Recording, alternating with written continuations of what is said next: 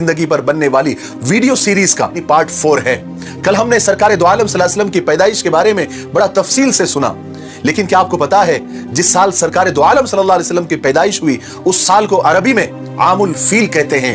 आम अरबी में अस्सलाम वालेकुम वरहमतुल्लाहि वबरकातुहू। उम्मीद है आप सब खैरियत से होंगे। मैं भी अल्हम्दुलिल्लाह अल्लाह का लाख लाख शुक्र हसन खैरियत से। और इंशाअल्लाह जिस रिएक्शन दे रहे हैं ओनली मुफ्ती चैनल का नाम है, इनका चैनल का लिंक मैं डिस्क्रिप्शन बॉक्स में दे दूँगा। आप लोग चैनल सब्सक्राइब करिएगा और मेरी वीडियो बनते देखिए। आज की वीडियो बड़ी इंपॉर्टेंट है, बड़ी बेहतरीन वीडियो है, क्योंकि ये हमारे प्यारे आका नबी पाक सल्लल्लाहु अलैहि वसल्लम की सीरत मुबारक पे पूरी वीडियो है। उनकी पैदाइश से लेके उनकी वफ़ात तक के ये पार्ट 4 है। इसका फर्स्ट, सेकंड, थर्ड हम देख चुके, सुन चुके। अब ये पार्ट 4 है। इंशाल्लाह ये आगे की वीडियो बताया जाएगा, उसमें क्या हुआ था क्या नहीं हुआ था, पूरा तफसील से बयान है इसमें। आप लोग वीडियो को एंड तक ज़रूर देखिएगा और अच्छी लगे तो उसको शेयर भी करिएगा। और मेरे चैनल में नए हो सब्सक्राइब करिएगा, लाइक करिएगा और अपनी राय कमेंट बॉक्स में ज़रूर बताइएगा। तो चलिए बिना देरी की वीडियो स्टार्ट करते हैं। आगे का पूरा इसका वाक़या पार्ट 4 और उसके बाद फिर हम लोग आपस में बात करेंगे। अस्सलाम वालेकुम दोस्तों, कैसे हो? उम्मीद है कि सब खैरियत से होंगे। अल्लाह आप लोगों को ऐसे ही खुश रखे। सरकार दो आलम सल्लल्लाहु अलैहि वसल्लम की पूरी जिंदगी पर बनने वाली वीडियो सीरीज का पार्ट 4 है। कल हमने सरकार दो आलम सल्लल्लाहु अलैहि वसल्लम की पैदाइश के बारे में बड़ा तफसील से सुना, लेकिन क्या आपको पता है जिस साल सरकार दो आलम सल्लल्लाहु अलैहि वसल्लम की पैदाइश हुई उस साल को अरबी में आमुल फील कहते हैं। आम अरबी में साल को कहते हैं और फील हाथी को कहते हैं, यानी हाथियों वाला साल। इसलिए कि उसी साल हाथियों वाला एक बहुत बड़ा वाकया हुआ था, जिसका जिक्र कुरान पाक की एक सूरत जिसका नाम भी सूरह फील है, यानी हाथी वाली सूरत, खास उस सूरत में उस पूरे वाकये का जिक्र है। हुआ यह था कि काबे की अजमत और लोगों के दिल में काबे की अकीदत और शोहरत से जल भुनकर यमन के गवर्नर अबरहा ने इरादा किया कि क्यों ना यमन में भी एक ऐसा शानदार कनीसा गिरजा घर बनाया जाए जिसकी मिसाल दुनिया में कहीं भी ना हो और वो काबे से भी बड़ा और खूबसूरत हो। इससे अबरहा का मकसद ये था कि यमन के जो अरब लोग हैं जो हज करने के लिए मक्का मुकर्रमा जाते हैं और वहां पर बैतुल्लाह यानी काबे का तवाफ करते हैं, वो लोग इस कनीसा की खूबसूरती, इसकी अजमत और इसकी शान और शौकत से इम्प्रेस और मरूब होकर काबा जाने के बजाय इस गिरजा घर में आने लगे और इसका तवाफ करने लगे। इसी ख्याल से उसने एक बहुत बड़ा आलीशान कनीसा और एक गिरजा घर तामीर किया। इसी ख्याल से अबरहा ने एक बहुत बड़ा और आलीशान कनीसा और गिरजा घर तामीर किया और बहुत बुलंद, बहुत आलीशान कि नीचे खड़ा हुआ आदमी ऊपर नजर नहीं डाल सकता था और उसको सोने, चांदी, हीरे जवाहरात से आरास्ता और पैरास्ता यानी सजाया धजाया और पूरे मुल्क में ऐलान कर दिया कि अब यमन के लोग मक्का न जाए, काबा न जाए, बल्कि वो अपना हज, अपना तवाफ यहीं पर करे, इसी कनीसा में आकर तवाफ करे और इसी कनीसा में आकर वो इबादत करे।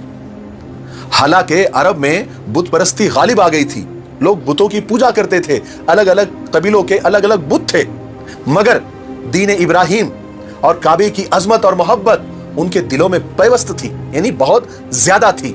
इसलिए कुरैश के कबीले के साथ साथ अरब में जितने भी कबीले थे सब के अंदर ये अबरहा का ऐलान सुनकर गम और गुस्से की एक लहर दौड़ गई। कुरैश में खास तौर से गुस्सा इतना ज्यादा था कि कुरैश के एक नौजवान ने रात के वक्त कनीसा में दाखिल होकर वहां पर गंदगी कर दी और कनीसा को पूरा आलूदा और बदबूदार कर दिया। और एक रिवायत के मुताबिक अरब के कुछ मुसाफिरों ने वहां कनीसा के बाजू में ठहर कर वहां पर अपनी किसी जरूरत के लिए आग जलाई, जिसकी वजह से कनीसा को आग लग गई और कनीसा को बहुत ज्यादा नुकसान हुआ। अब अबरहा को जब इसकी इत्तला मिली, इसकी खबर मिली और बतलाया गया कि किसी कुरैश ने, यानी किसी कुरैशी ने यह काम किया है, तो वो तो जलाल में आ गया, गुस्से में आ गया। उसने कसम खाई कि मैं इनके काबा की ईंट से ईंट बजा दूंगा और उसकी तैयारी भी शुरू कर दी। अबरहा ने अपना खास हाथी जिसका नाम महमूद था उस पर सवार हुआ और पूरा हाथियों वाला लश्कर तैयार किया और काबे पर हमला करने के लिए निकल पड़ा। पूरा लश्कर हाथियों वाला था, क्योंकि अबरहा का प्लान यह था कि काबा के सुतूनों में लोहे के मजबूत और लंबी जंजीरें बांधकर उनको हाथियों के गले में बांध दिया जाए और हाथियों को हाँक दिया जाए। तो होगा ये कि एक ही झटके में सारा बैतुल्लाह और पूरा काबा नाउजुबिल्लाह जमीन पर आकर गिर जाएगा और एक ही झटके में काम खत्म हो जाएगा। जब अरब में इस प्लान की खबर और इस हमले की खबर पहुंची तो सारा अरब और उसके जो कबीले थे वो सब मुकाबले के लिए तैयार हो गए। रास्ते में कुछ कबीलों ने अबरहा का मुकाबला करने की कोशिश भी की, लेकिन इतने बड़े हाथियों के लश्कर के सामने वो नाकाम हो गए। फिर हुआ ये कि ये लश्कर मक्का के करीब एक जगह का नाम है मगमस, वहां पर पहुंच गया जहां पर कुरैश के ऊंट चर रहे थे। अबरहा के लश्कर ने सबसे पहले उन पर हमला करके सारे ऊंटों को गिरफ्तार कर लिया, जिनमें से 200 ऊंट सरकार दो आलम सल्लल्लाहु अलैहि वसल्लम के दादा अब्दुल मुत्तलिब के भी थे। अबरहा ने यहां पहुंचकर अपना जो सफीर होता है, अपना जो दूत होता है जिसका नाम हन्नाता हमीरी था, उसको मक्का शहर में भेजा और कहा कि जाओ कुरैश के सरदारों को जाकर इत्तला करो, उनको खबर करो, उनको वार्निंग दो कि अबरहा और हम लोग तुमसे जंग करने के लिए नहीं आए हैं, हमारा मकसद सिर्फ काबे को गिराना है, काबे को ढाना है। अगर तुम उसमें रुकावट बनते हो तो फिर तुम्हें भी नुकसान होगा, इसका हम जिम्मेदार नहीं होंगे। हन्नाता हमीरी जो कि अबरहा का सफीर था, जब मक्का में दाखिल हुआ तो सब ने अब्दुल मुत्तलिब का पता दिया, क्योंकि वही कुरैश के सबसे बड़े सरदार थे। तो हन्नाता हमीरी ने अब्दुल मुत्तलिब से गुफ्तगू की और अबरहा का पैगाम पहुंचाया। तो एक रिवायत के मुताबिक अब्दुल मुत्तलिब ने जो जवाब दिया वो ये था कि अबरहा से जाकर कहो कि हम भी तुमसे कोई जंग का इरादा नहीं रखते और ना हमारे पास इतनी ताकत है कि तुम्हारे हाथियों वाले लश्कर से हम मुकाबला कर सके। अलबत्ता मैं इतना बताए देता हूं कि जिस घर को तुम ढाने के लिए आए हो, गिराने के लिए आए हो, ये अल्लाह का घर है और उसके खलील इब्राहिम अलैहिस्सलाम का बनाया हुआ है और अल्लाह खुद उसकी हिफाजत का जिम्मेदार है। अगर तुम लोग अल्लाह से जंग का इरादा रखते हो तो फिर तुम जो चाहे वो करो, फिर आगे ये भी देख लेना कि अल्लाह ताला तुम्हारे साथ क्या मामला करते हैं। तो हन्नाता हमीरी की तो बात समझ में आ गई, तो उसने कहा अब्दुल मुत्तलिब से कि आप एक काम करें, आप मेरे साथ चले, मैं आपको अबरहा बादशाह से मिलाता हूं, आप जो भी है सामने आमने बैठकर बात करें। तो अब्दुल मुत्तलिब ने कहा ठीक है। दोनों मिलकर अबरहा के पास गए। अबरहा ने जब अब्दुल मुत्तलिब को देखा, बिल्कुल ऊंचे पूरे बड़े वजी आदमी थे, यानी बारोब आदमी थे। वो देखकर, यानी अब्दुल मुत्तलिब को देखकर वो इतना मुतासिर हुआ कि अपने तख्त से नीचे उतर गया और अब्दुल मुत्तलिब को अपने बराबर बिठाया और बड़े अदब के साथ पूछा कि आप किस मकसद से और किस गर्ज से आए हैं। हालांकि एक रिवायत के मुताबिक अबरहा के दिल में यह था कि अब्दुल मुत्तलिब गिड़गिड़ाएंगे, मिन्नतें करेंगे और हाथ जोड़ेंगे और कहेंगे कि आप काबे को ना गिराए, हम आपसे माफी चाहते हैं, या तो फिर आपको जो चाहिए, जो पैसा वगैरह जो चाहिए हम देने को तैयार है। या अबरहा के दिल में यह भी एक बात थी समझौते वाली कि ऐसा समझौता कुछ अब्दुल मुत्तलिब के साथ बैठकर हो जाए कि ठीक है हम काबे को नहीं गिराते हैं, एक काम करते हैं कि एक साल यहां मक्का में हज करेंगे और एक साल यमन आकर कनीसा के पास हज करेंगे, एक साल यहां एक साल वहां। ऐसे अबरहा के दिल में था। लेकिन अब्दुल मुत्तलिब ने बिल्कुल ऐसा जवाब दिया कि अबरहा का सर चकरा गया। अब्दुल मुत्तलिब ने कहा कि मैं सिर्फ इस मकसद से आया हूं, मेरी जरूरत सिर्फ इतनी है कि मेरे ऊंट जो आपके लश्कर ने गिरफ्तार किए हैं, बस आप उन्हें छोड़ दें, मुझे और कुछ नहीं कहना है। अबरहा तो जैसे ढीला पड़ गया, उसका जो समझौते का प्लान था वो तो सारा चकनाचूर हो गया। तो अबरहा ने दिल में गुस्सा दबाते हुए जनाब अब्दुल मुत्तलिब से कहा कि मैंने आपको जब पहली बार देखा तो मेरे दिल में आपके लिए बड़ी इज्जत, बड़ी वक़्त हुई थी, मगर अभी आपने जो बात की ना, उससे आपकी पूरी इज्जत खत्म हो गई। मेरी नजर में आप गिर गए। आपको सिर्फ अपने 200 ऊंटों की फिक्र है, जबकि आपको मालूम है कि आपका काबा जो कि आपका दीन है, मैं उसको गिराने, उसको ढाने के लिए आया हूं और उसके बारे में आपने एक भी बात नहीं की, जरा सी भी गुफ्तगू नहीं की। तो अब्दुल मुत्तलिब ने बड़े इत्मीनान के साथ जवाब दिया कि देखिए, ऊंटों का मालिक तो मैं हूं, इसलिए मुझे उनकी फिक्र है, मैं इसलिए आपके पास आया हूं, और काबा उसका मालिक मैं नहीं हूं, उसका मालिक तो वो अजीम हस्ती है और वो अपने घर की हिफाजत करना जानता है। अबरहा ने गुस्से में कहा कि तुम्हारा खुदा भी आज मेरे हाथ से उसके घर को बचा नहीं सकेगा। अब्दुल मुत्तलिब ने बड़ी बेनियाजी के साथ जवाब दिया, तुम्हें इख्तियार है, तुम जो चाहे वो करो। बहरहाल अब्दुल मुत्तलिब के ऊंट अबरहा ने वापस कर दिए। अब्दुल मुत्तलिब अपने ऊंटों को वापस लेकर मक्का तो आ गए, लेकिन काबे के दरवाजे की जंजीरों को पकड़कर दुआ में मशगूल हो गए। साथ में कुरैश की एक बहुत बड़ी जमात थी। सबने अल्लाह से दुआएं की कि ए अल्लाह, इस अबरहा के अजीम लश्कर का और इतने बड़े लश्कर का मुकाबला हमारे बस में नहीं है। ये अल्लाह, तू अपने घर की हिफाजत का इंतजाम तू खुद फरमा। दुआ करने के बाद अब्दुल मुत्तलिब और सारे लोग पहाड़ों पर और अलग अलग जगह पर फैल गए, क्योंकि उनको यकीन था कि इस लश्कर के ऊपर अल्लाह का अजाब जरूर आएगा। इसी यकीन की वजह से उन्होंने अबरहा से सिर्फ अपने ऊंटों का मुतालबा किया था, यानी अपने ऊंटों के बारे में बात की थी, काबे के बारे में कोई बात नहीं की, क्योंकि वो जानते थे कि इस लश्कर पर अल्लाह का अजाब आएगा और अल्लाह ताला अपने घर की हिफाजत करेगा। और ये जो दुश्मन की ताकत, जो ताकत बता रहा है, जो ताकत शो कर रहा है, जो हाथियों वाला लश्कर लेकर आया है, अल्लाह तबारक व तआला उसके इरादे को और उसके अज़ाइम को खाक में मिलाकर रख देगा।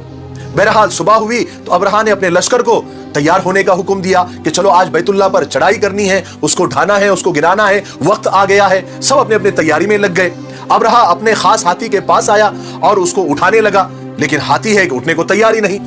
उसको सारे दरबानों ने मिलकर उठाना चाहा, लेकिन हाथी है कि टस से मस हो ही नहीं रहा।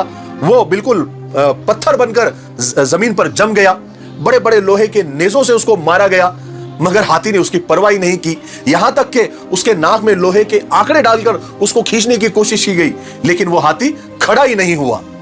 हाँ, इतना जरूर हुआ कि उस हाथी के मुंह को यमन की तरफ करते तो उठ के खड़ा हो जाता, मुल्क के शाम की तरफ करते तो भी उठ के खड़ा हो जाता, और मक्का की तरफ करते तो बैठ जाता और जमीन पर जम जाता। अब ये तो अल्लाह का करिश्मा था जो यहां जाहिर हुआ। दूसरी तरफ दरिया की तरफ से कुछ खास परिंदों की कतारें झुंड की शक्ल में आती हुई नजर आई। हर परिंदे के साथ 3 कंकरियां थी, और कंकरियां बिल्कुल चने और मसूर के बराबर थी, एक चोंच में और 2 पंजों में। और परिंदे भी बड़े अजीब तरह के थे जो इससे पहले दुनिया में नहीं देखे गए। जिस्म में कबूतर से भी छोटे थे, और उनके पंजे लाल और सुर्ख थे। हर पंजे में एक एक कंकर और चोंच में एक कंकर था। वो फौरन आए और अबरहा के लश्कर के ऊपर बिल्कुल छा गए, यहां तक के अबरहा के लश्कर के ऊपर उन परिंदों की वजह से बिल्कुल छाव और साये की तरह हो गया। सूरज नजर ही नहीं आ रहा था। अब हुआ यह कि परिंदों ने अबरहा के लश्कर को घेर लिया। अब उन परिंदों ने वो कंकरियां छोड़ना यानी गिराना शुरू की, तो एक एक कंकरी बंदूक की गोली की तेजी से जमीन पर आती थी, और फौजी के सर में घुसकर उसके बदन को पार करते हुए हाथी के जिस्म में घुसकर जमीन में धंस जाती थी, जिसकी वजह से वो फौजी भी और हाथी भी जमीन पर लुढ़क जाते थे। अल्लाह का दूसरा अजाब अबरहा के लश्कर पर यह आया कि खारिश की यानी खुजली की बीमारी फैल गई वो कंकरियां गिरने के बाद, और तमाम लश्कर को इतनी जो बच गए थे उनको इतनी जोर से खुजली आई कि जब वो खुजाते थे तो चमड़ी हाथ में आ जाती थी, उनकी चमड़ी उतरने लगी, जिसकी वजह से भगदड़ मच गई। ये अजाब देखकर हाथी खुद भागकर खड़े हुए, बिल्कुल तितर बितर मामला हो गया। यहां तक कि किताबों में आता है कि बहुत सारे अबरहा के फौजी अपने ही हाथियों के पैरों तले रौंद कर मारे गए।